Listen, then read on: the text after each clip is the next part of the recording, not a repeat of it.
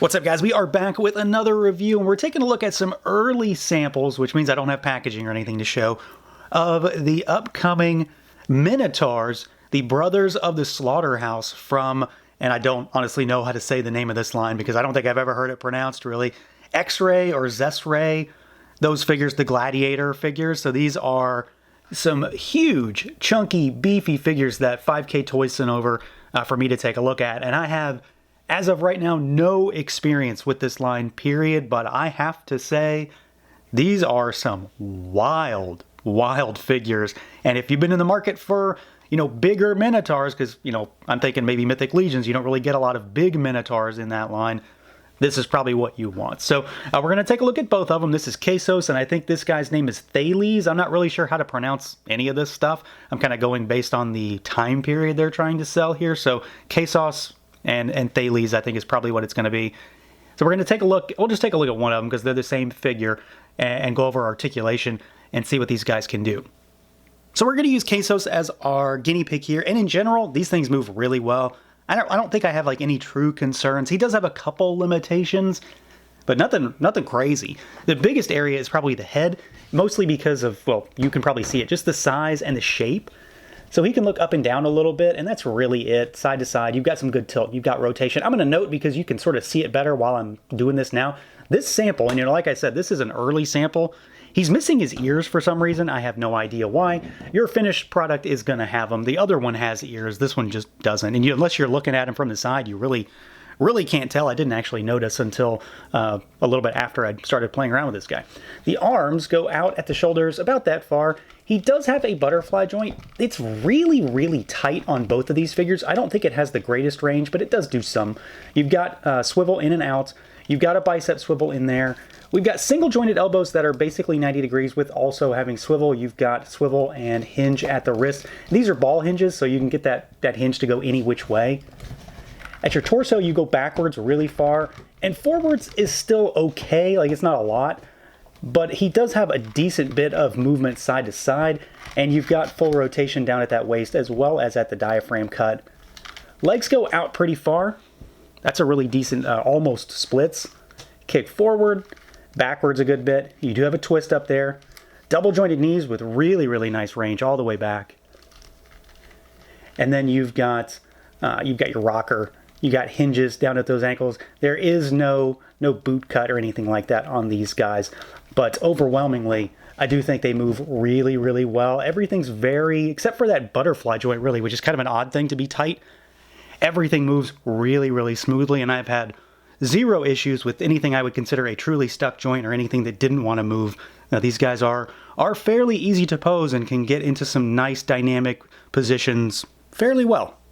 Now, as far as the overall look and feel in these guys, I'm overwhelmingly very happy with them. They're pretty impressive figures. Obviously, they're really big and beefy, no pun intended, and bulky figures, and we're definitely going to do some size comparisons, but just at face value, I mean, these things look terrific, from paint to sculpt to just the overall design here. Like, I really like the parts reusage on these guys, because there's a lot. Obviously, there's a lot of parts reusage, but I like it in a way that, they're the same kind of thing, but they're obviously different enough on their own to go together really well, but also to stand apart.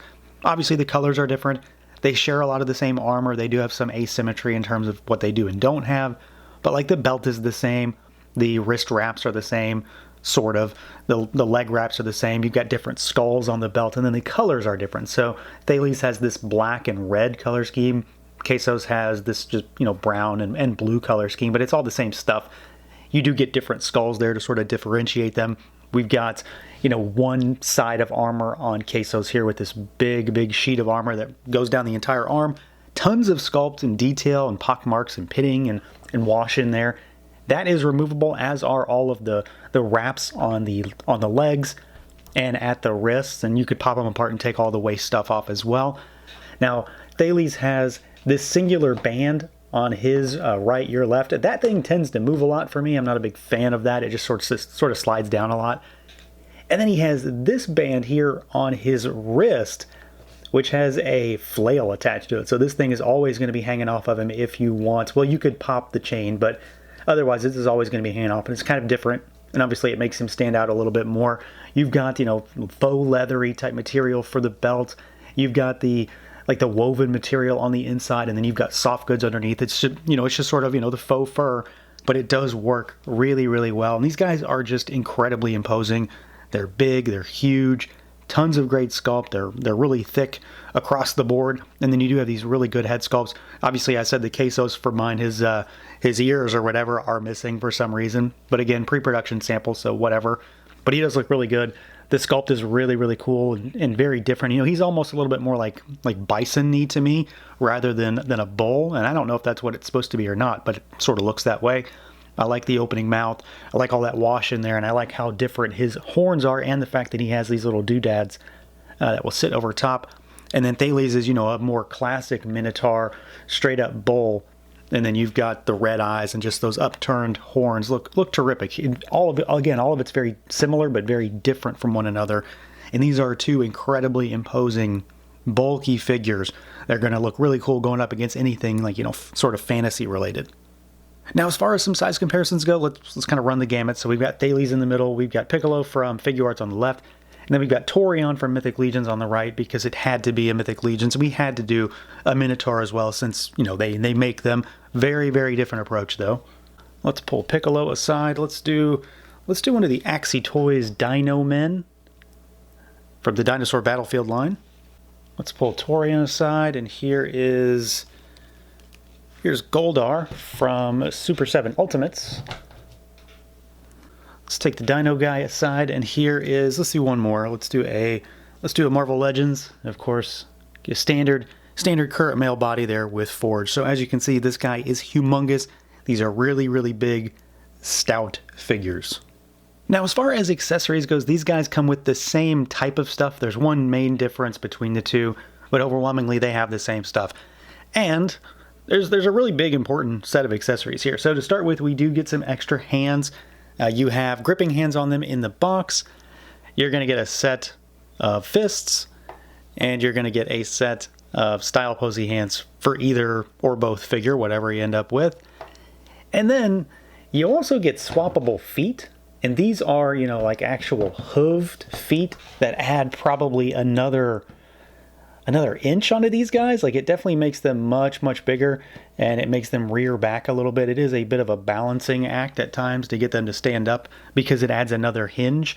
But you do get a hinge and a swivel there. You get a swivel at the ankle, and then it's got a little bit of a rocker, and it's got slight hinge in there as well. So it does add a little bit of articulation to these guys, but it adds a different style of display for them also. So either one of them will get those legs.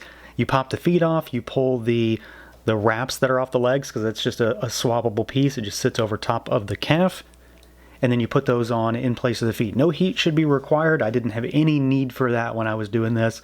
Just sort of pop them off and you're good to go. But it's a different way to display these guys. Maybe something that, resonates with you a little bit more if you would prefer your, bull bison men to have hooves versus very obviously human feet. And then they each also get a weapon. So Thales gets this big monster axe. You can kind of tell which one goes with which because the wraps will match their color scheme. Really cool, big, beefy, chunky accessory. I keep saying beefy because, they're big, but it's kind of weird for a video where they are, of course, cowmen. And then KASOS gets this one here with the double-sided. Both of them are fully pitted and weathered and all beaten and nasty. This one's got some spikes at the bottom. And they're, of course, very, very large accessories just based on how big these figures are. So they don't come with a ton of stuff, mind you, but it all works pretty well. You get pretty much all the hands you need.